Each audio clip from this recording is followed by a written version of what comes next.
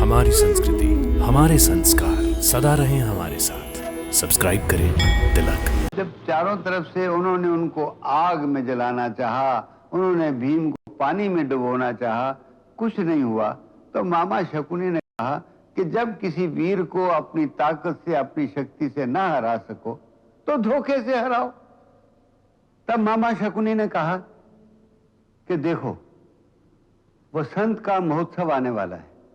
उस समय पांडव महाराज धृतराष्ट्र से आशीर्वाद लेने के लिए हस्तिनापुर आते हैं। यही समय है जब हम उन्हें जुए के खेल के लिए आमंत्रित करेंगे। उसी जुए में एक आदमी जुए की लत में अपनी बीवी को हार देता है और एक स्त्री को, एक सती को भरे दरबार में नंगा करने की कोशिश की जाती है। इससे बड़ा दुर्भाग्य किसी देश में, किसी संस्कृति में नहीं हो सकता। वहीं से बीज पड़ा इस महानाश का, जिसने न केवल एक महान राज्य को बल्कि एक महान संस्कृति और उस संस्कृति में पलने वाले मानवीय रिश्तों, इंसानी कदरों और ह्यूमन वैल्यूज को जुए की चौपट पर कुर्बान कर दिया। उस दिन कौरव सभा में जो जुआ खेला गया वो धर्म का खेल नहीं था, छल और कपट का खेल था। युधिष्ठिर और पांडव उसे खेल समझकर खेल रहे थे, परंतु कौरव एक युद्ध की तरह खेल रहे थे। उनकी एक ही चाल थी कि पांडवों को तबाह और बर्बाद कर दिया जाए। धोखेबाज शकुनी जीत रहा था और पांडव एक एक करके हर दाव के साथ अपना सब कुछ हारते चले जा रहे थे।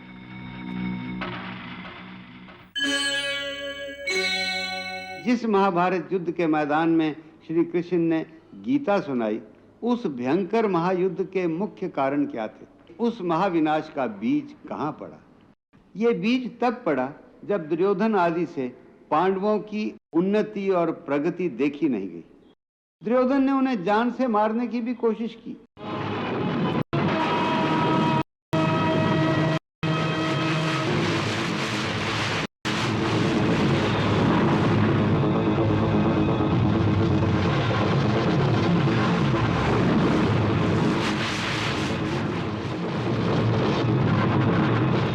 जब चारों तरफ से उन्होंने उनको आग में जलाना चाहा, उन्होंने भीम को पानी में डुबोना चाहा, कुछ नहीं हुआ। तो मामा शकुनी ने कहा कि जब किसी वीर को अपनी ताकत से, अपनी शक्ति से ना हरा सको तो धोखे से हराओ। तब मामा शकुनी ने कहा कि देखो, वसंत का महोत्सव आने वाला है।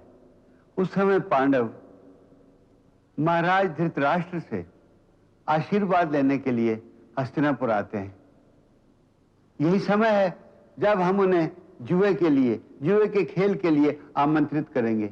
उसी जुए में एक आदमी जुए की लत में अपनी बीवी को हार देता है और एक स्त्री को, एक सती को भरे दरबार में नंगा करने की कोशिश की जाती है। इससे बड़ा दुर्भाग्य किसी देश में, किसी संस्कृति में नहीं हो सकता। वहीं से बीज पड़ा इस महानाश का, जिसने न केवल एक महान राज्य को बल्कि एक महान संस्कृति और उस संस्कृति में पलने वाले मानवीय रिश्तों, इंसानी कदरों और ह्यूमन वैल्यूज को जुए की चौपट पर कुर्बान कर दिया। उस दिन कौरव सभा में जो जुआ खेला गया वो धर्म का खेल नहीं था, छल और कपट का खेल था। युधिष्ठिर और पांडव उसे खेल समझकर खेल रहे थे, परंतु कौरव एक युद्ध की तरह खेल रहे थे। उनकी एक ही चाल थी कि पांडवों को तबाह और बर्बाद कर दिया जाए। धोखेबाज शकुनी जीत रहा था और पांडव एक एक करके हर दाव के साथ अपना सब कुछ हारते चले जा रहे थे। प्रभु, दूत कितना विनाशकारी होता है, ये जानते हुए भी धर्मराज युधिष्ठिर जैसा महाज्ञानी भी दूत जैसा महाविनाशकारी खेल खेलने के लिए तैयार हो गया है। देवी, कोई भी क्षत्रिय द्यूत और युद्ध को टाल नहीं सकता। क्षत्रिय का धर्म यही है कि जब किसी क्षत्रिय को युद्ध या जुए के लिए ललकारा जाए तो वो इनकार नहीं कर सकता, क्योंकि जुआ भी एक प्रकार का युद्ध ही है। द्यूत और युद्ध दोनों ही के परिणाम विनाशकारी हैं। फिर भी क्षत्रिय द्यूत खेलने से अपने आप को रोक नहीं सकते।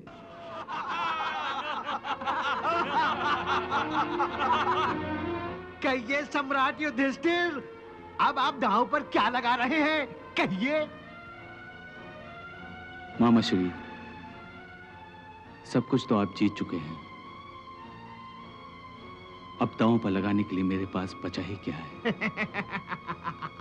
आप चार अनुजों के भ्राताश्री हैं। ये चारों भाई आपका धनी तो है।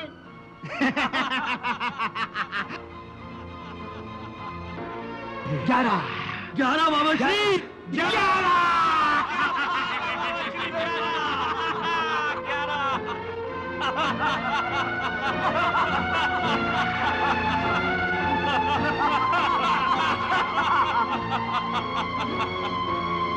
अब भी आपके पास एक हीरा बाकी है, सबसे अनमोल हीरा। नहीं, मेरे पास कोई भी हीरा नहीं है। है सम्राट, है पांचाली द्रौपदी। मामा श्री,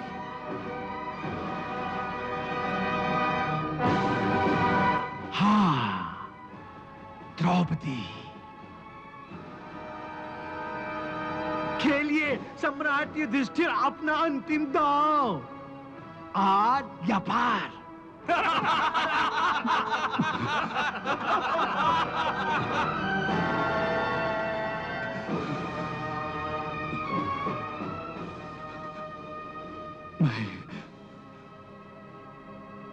मैं द्रौपदी को भी दांव पर लगाता हूं। द्रौपदी, द्रौपदी। 12 मामा श्री, अवश्य मिलेगा मामा श्री, अवश्य मिलेगा। 12 मामा श्री। 12। केश पकड़ कर पांचाली के दुशासन ले चला ऐसे, वृक्ष की बेल घसीट के कोई पागल हाथी ले जाए जैसे।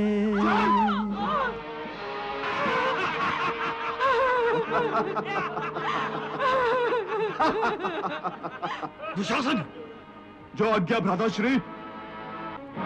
उठ, उठ।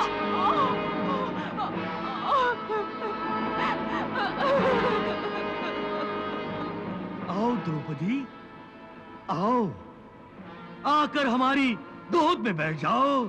दुर्योधन, तूने एक स्त्री का ही नहीं, मेरी पत्नी का भी अपमान किया है। मैं इस भरी सभा में प्रतिज्ञा करता हूं कि जिस जांग पर तूने मेरी पत्नी को बैठने का आदेश दिया है, ईश्वर की सौगंध, मैं उस जांग को अपनी गदा से तोड़कर रख दूंगा। और दुशासन, तुम भी मेरी दूसरी प्रतिज्ञा सुन लो। जिन हाथों से तुमने द्रौपदी के बालों को छुआ है, उन हाथों को मैं तुम्हारे शरीर से अलग कर दूंगा और तुम्हारे रक्त से मैं द्रौपदी के बाल धोऊंगा। किसके मान सम्मान की बात पर तू इतना क्रोध कर रहा है, और किस मुंह से तू इसे अपनी पत्नी कह रहा है?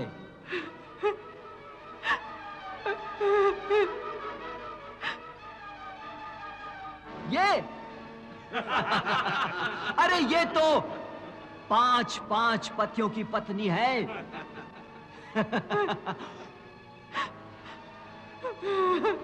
5 की जगह अगर 6 हो जाए तो कौन सा आसमान टूट पड़ेगा?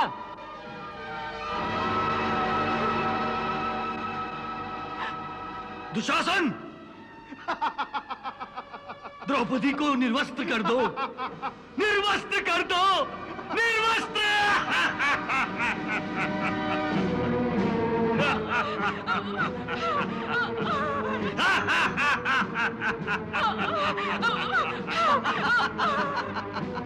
हाँ,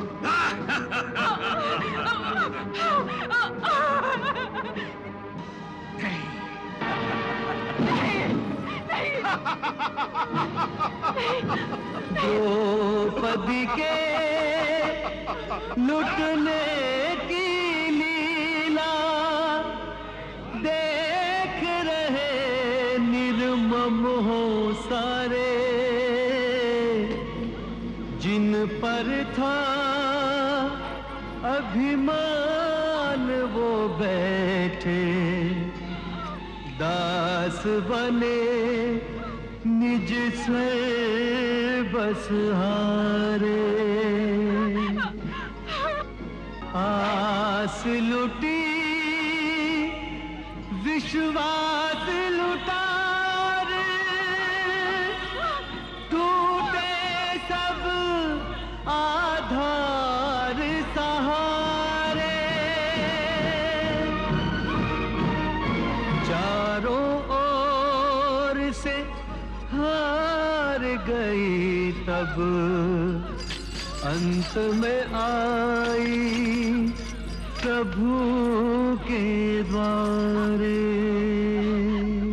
मेरी लाज लूटी तो होगी हंसी, मेरी लाज लूटी तो होगी हंसी, जगत में तिहारी पद राखियो, अब मेरी पद राखियो। कृष्ण चक्रधारी अब प्राण दो या प्राण लो, अब प्राण दो या प्राण लो। मैं फंस गई मुरारी, पद राखियो हे नाथ चक्रधारी। कृष्णा कृष्णा कृष्णा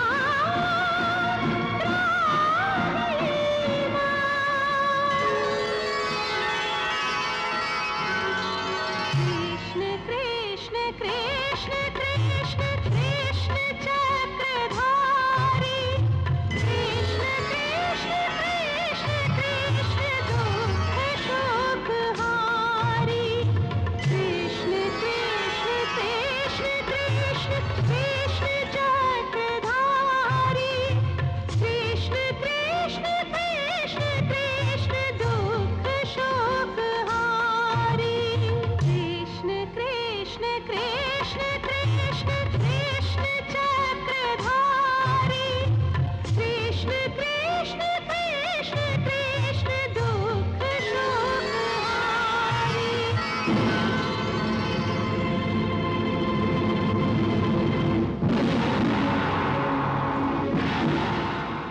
इसके बाद फिर सभा में हंगामा शुरू हो गया। हर आदमी अपनी अपनी बोली बोल रहा था। कोई पांडवों के हक में चीख रहा था तो कोई कौरवों के हक में चिल्ला रहा था। आखिर एक फैसला हुआ कि पांडव 12 वर्षों के लिए वनवास और 1 वर्ष के लिए अज्ञातवास में जाएंगे। शर्त यह भी थी कि यदि अज्ञातवास में धर लिए गए तो उन्हें फिर 12 वर्षों के वनवास और 1 वर्ष के अज्ञातवास के लिए जाना होगा। यहां तक कि पांडव अपने ज्येष्ठ पिताश्री की आज्ञा अनुसार अपने राजसी वस्त्र त्याग कर वनवास जाने के लिए तैयार हो गए।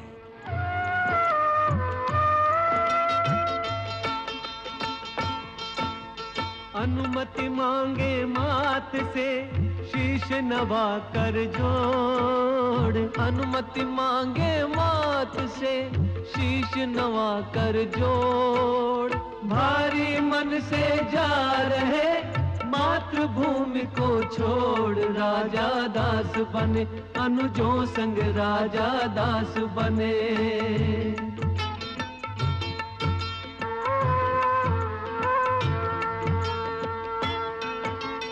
जो स्वामी की राह वो पत्नी की भी राह। जो स्वामी की राह वो पत्नी की भी राह।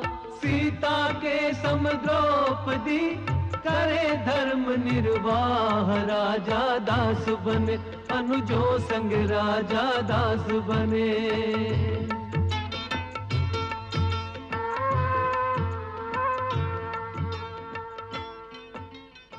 मामा श्री, मुझे इस बात का पूरा विश्वास है कि द्यूत से पहले आपने जादू मंत्र से पासों को अपने वश में कर लिया था। अभी तो पासे आपके इशारों पर नाच रहे थे।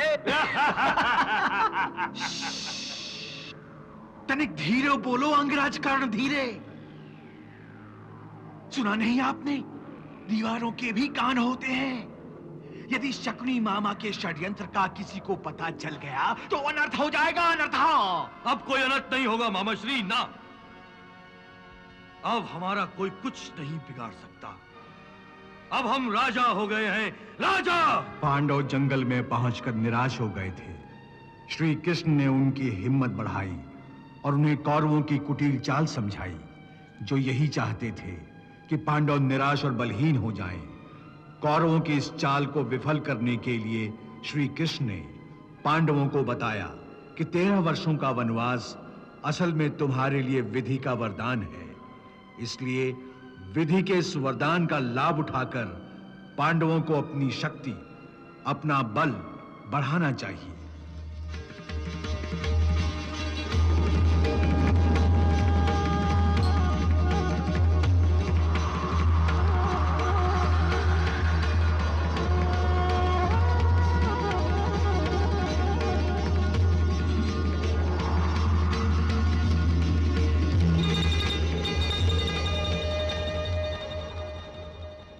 आज पांचों पांडवों के अज्ञातवास का पहला दिन है। जाओ उन्हें चारों दिशाओं में तलाश करो। हर शहर, हर राज्य, हर गली में उनको ढूंढो। जंगल, बस्ती, पहाड़, पर्वत, हर जगह तलाश करो। आकाश पाताल एक करो।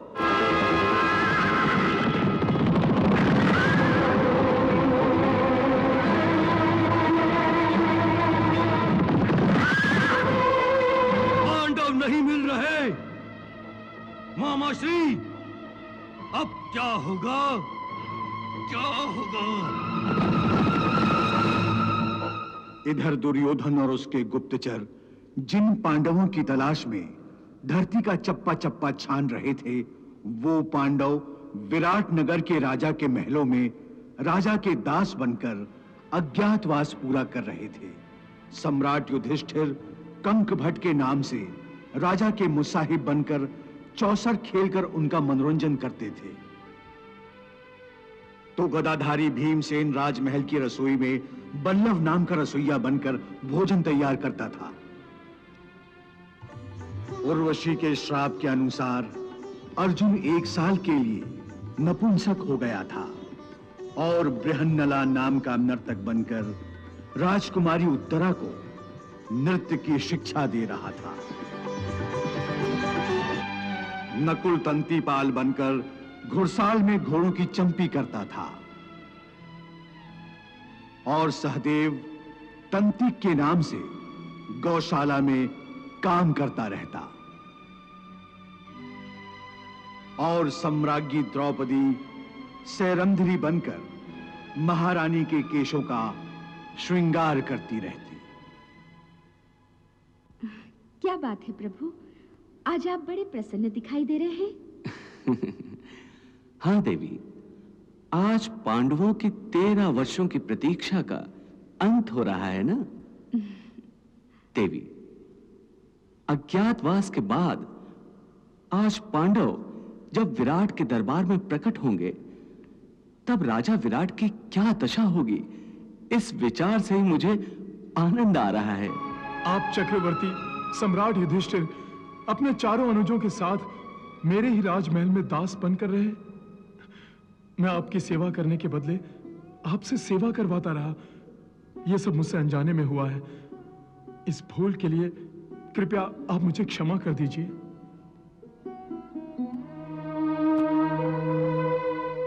नहीं नहीं महाराज, नहीं, ये आप क्या कर रहे हैं? अनजाने में हुई भूल के लिए क्षमा मांग रहे हैं?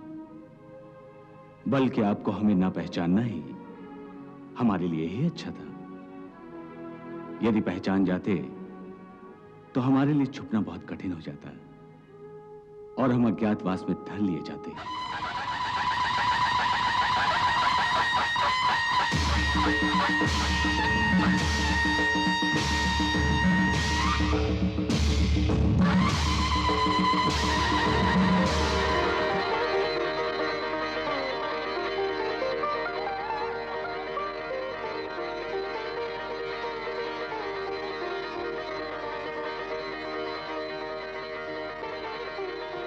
धन्य भाग्य हमारे जो द्वारकाधीश हमारे महल में पधारे। सुखी भव। प्रणाम वासुदेव, प्रणाम। आइए आइए सम्राट युधिष्ठिर।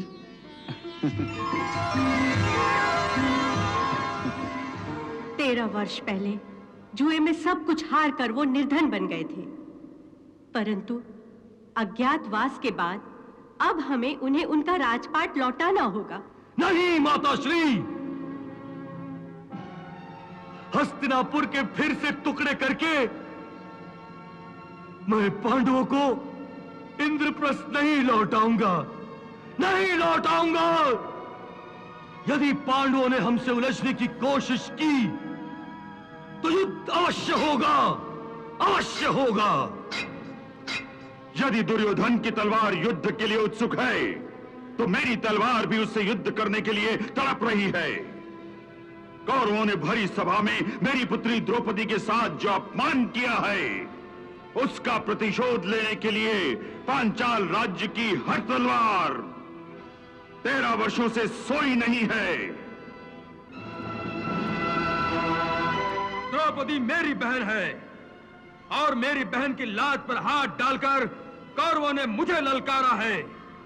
अपनी बहन की राखी की सौगंध है, जब तक मैं धृष्टद्युम्न कौरवों के निर्लज हाथों को काट नहीं फेंकूंगा तब तक द्रौपदी के अपमान का बदला पूरा नहीं होगा। मैं भी अपनी दोनों प्रतिज्ञाएं पूरी करने के लिए युद्ध की प्रतीक्षा कर रहा हूं। भ्राताश्री, आप युद्ध की आज्ञा दीजिए। ये समय तो राजकुमारी उत्तरा और अभिमन्यु के विवाह का है। सम्राट युधिष्ठिर, विवाह टल भी सकता है परंतु युद्ध नहीं। विवाह को टालने की आवश्यकता नहीं है।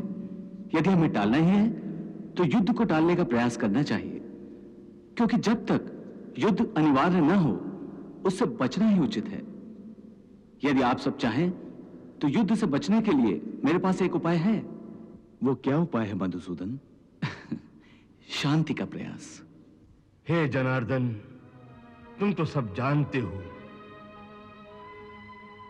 मेरा शरीर अवश्य इस राज सिंहासन पर बैठा है, परंतु मेरी आत्मा को किसी ने संबंधों के प्रेम जाल में फंसाकर किसी अंधेरे कारागार में बंदी बना लिया है। मैं इस संबंध में विवश हूं, मैं विवश हूं। मैं कुछ नहीं कर सकता, कुछ नहीं कर सकता।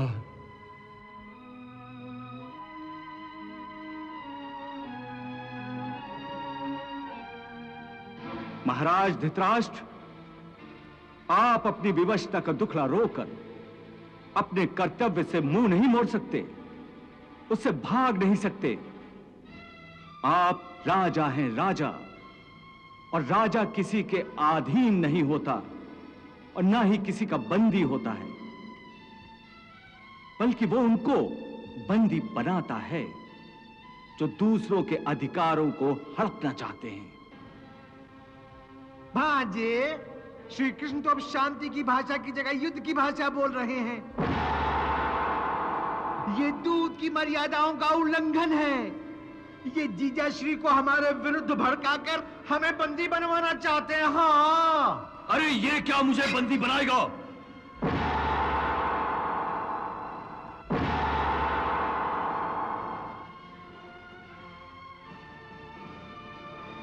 मैं ही इसे बंदी बनाऊंगा। कर्ण, बंदी बना लो इस पक्षपाती दूत को।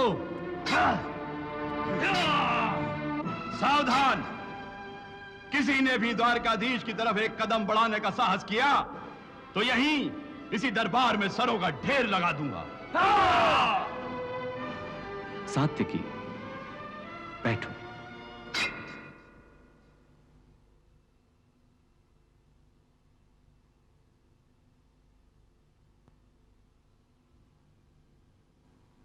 आओ आओ दुर्योधन, आओ कर्ण, मुझे बंदी बना लो।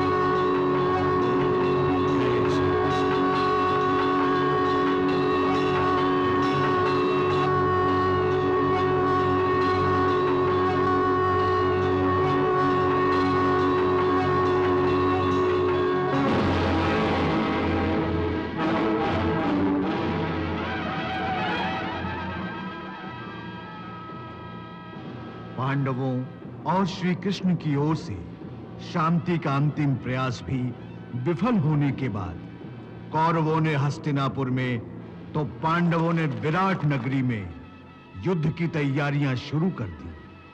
उत्तर दक्षिण पूर्व पश्चिम हर क्षेत्र के राजा को इस महायुद्ध में अपनी ओर से लड़ने के लिए न्योते भेजे गए और बड़े-बड़े राजे महाराजे सम्राट युधिष्ठिर और कौरवों की सेना में उपस्थित होकर अपनी-अपनी सेनाएं उनके नेतृत्व में देने लगे।